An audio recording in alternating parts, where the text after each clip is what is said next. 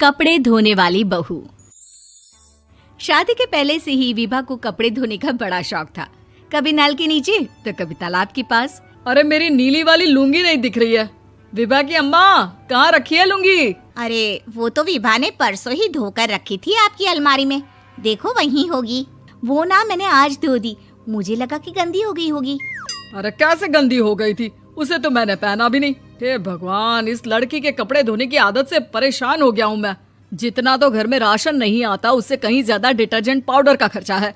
इसकी शादी करवा दो, शादी जाए अपने घर में ही करे काम, फिर चाहे घर के कपड़े धोने हो या पूरे गांव के। हाँ ठीक बोल रही हो, देखता हूँ मैं कोई लड़का। वो दिन भी आ जाता है जब विभा को देखने लड़के वाले आ जाते हैं। लड़की मुझे अच्छी लगी। होने वाली सास कहती है, बेटी अगर कुछ पूछना है तो पूछ लो। वैसे तो हमारी लड़की बहुत ही शर्मीली है, जो बोल दो वो मान लेती है, इसे क्या पूछना होगा। अरे कैसी बात कर रही हो माँ, मुझे इन लोगों के घर रहना है, सवाल तो कई है। हाँ हाँ बेटा, पूछ लो ना, क्या पूछना है।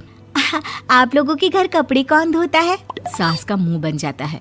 देखो, अगर तुम ये कहना चाहती हो कि तुम्हें कपड़े धोने नहीं आते तो सुन लो, कपड़े मैं ही धोती हूँ, लेकिन तुम्हारे आ जाने के बाद मैं रुमाल तक नहीं धोऊंगी। अरे चुप रहना भाग्यवान, बहू बेचारी घर आई नहीं, उसे डराना शुरू कर दिया।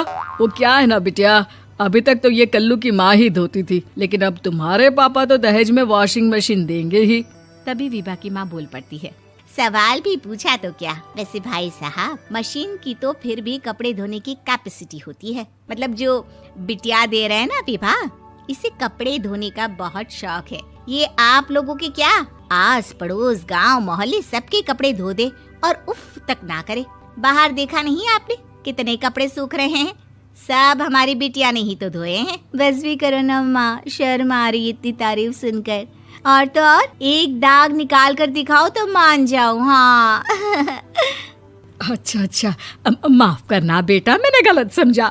हमें तो रिश्ता बहुत पसंद है। और ऐसे जुड़ जाता है रिश्ता कपड़े धोने का शौक रखने वाली विभा का। उसकी शादी हो जाती है कोयला फैक्ट्री में काम करने वाले कल्लू के साथ। शादी के बाद अचानक विभा चिल्लाती हुई सास के पास आती है। सासू माँ, अरे सासू माँ कहाँ है आप?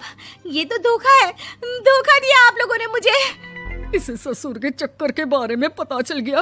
अरे तो उसमें तुझे क्यों धोखा मिला है? अरे नल में पानी नहीं आता, कपड़े कैसे कब धुलेंगे? अच्छा अच्छा, तू पानी नहीं आ रहा उसकी बात कर रही है। तो आपने क्या सोचा?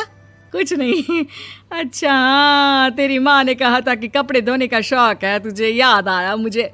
शौक शौक बोलकर कपड़े धोने वाले मेरे जुनून को कम ना आके सासू माँ, कपड़ा धोना मेरा गुरूर है।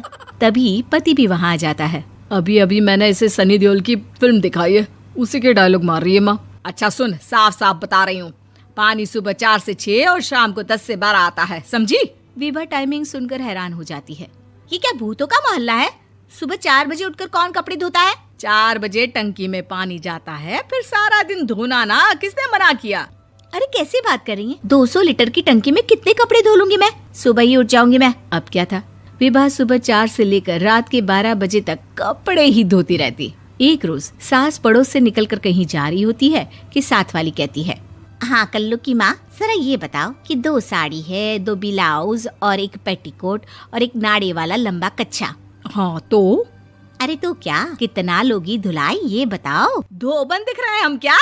हमारे पति सरकारी नौकरी से अभी अभी रिटायर हुए हैं और बेटा सुपरवाइजर है कोयला फैक्ट्री में। धोबन समझ रखा है हमें। हाय रे कल्लू की अम्मा, माफ कर दो, वो तो मोहल्ले में यही सब बता रहे थे कि तुमने बहू को कपड़ा धुलवाने के काम में लगा दिया है। सास को पड़ोसन की बात सुनकर गुस्सा आ जाता है। वो घर पहुंचती है जहां घर के बाहर ही इतने सारे कपड़े सूख रहे होते हैं जितने कि किसी धोबन के घर पर। अरे ओ कल्लू की दुल्हन, बाहर निकल। माँ जी यहीं आ जाओ, बाथरूम में चादर धो रहे हैं हम। अरे अभी हम धोते हैं, तुमको बाहर निकलो। ये आस पड़ोस वाले बोल रहे हैं कि हम बहू से कपड़े धुलवा धुलवा कर उसे कपड़ा धोने वाली बना दिए हैं। अरे छोड़ो ना माँ जी, किन लोगों की बातों में आती हो? आस पास के लोगों का तो काम ही होता है कि वो किसी तरह सास बहू को लड़ा दे। बहू सारे घर के कपड़े धोती है, ये क्या कम है? बोलिए। सास को भी लग जाता है कि वो बहू का ये सनकीपन नहीं छुड़वा सकती, इससे अच्छा है कि खुद ही चुप हो जाए। एक रोज सास और बहू मंदिर जाते हैं, जहाँ सास की साड़ी वहाँ खड़ी भीख मांगने वाली से मिलती है। माँ जी क्या बात है, आपकी साड़ी उस भिखारन से कितनी मिल रही है ना? हाँ हाँ देखो तो, दोनों की साड़ी मिल रही है। क्या बात है कल्लू की अम्मा, तुम खुद को तो अफसर की बीवी बताती हो और ऐसी सिंपल सी प्लेन साड़ी पहनकर घूमती हो। सिंपल और प्लेन नहीं है ये साड़ी। तो क्या सोने के धागे से फूल बने हैं? कुछ भी सासू माँ, कुछ भी। हाँ बने थे इस साड़ी में सोने के धागे से फूल। मेरे पति लेकर आए थे मद्रास से स्पेशली मेरे लिए 10,000 की। ताहे भाई साहब इस भिखारन के लिए भी सेम टू सेम साड़ी लेकर आए होंगे 10,000 की। सास उस वक्त तो कुछ नहीं कहती, लेकिन बहू के साथ घर आती है और अलमारी से एल्बम निकाल कर लाती है। ये साड़ी देख रही है, ये वही साड़ी है जिसे मैंने अभी पहना था।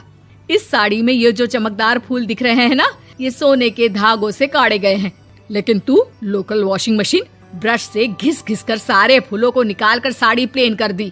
मुझे माफ कर दीजिए सासू माँ। और तो और, जब मैंने तुझे तेरी गलती के लिए कुछ नहीं कहा, लेकिन तूने तो सबके सामने मेरा मजाक ही बना दिया। क्यों? बहू को समझ में आ जाता है कि अब से उसका कपड़े धोना बंद।